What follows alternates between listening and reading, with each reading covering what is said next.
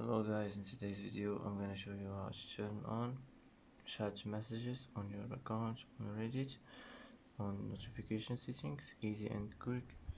First click on your profile and now click settings.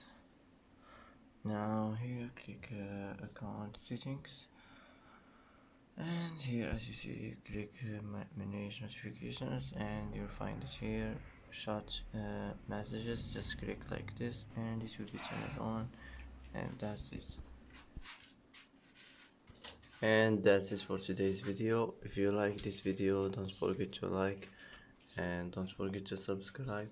I hope this video is helpful for you, and thanks for watching till the end, and see you in the next video.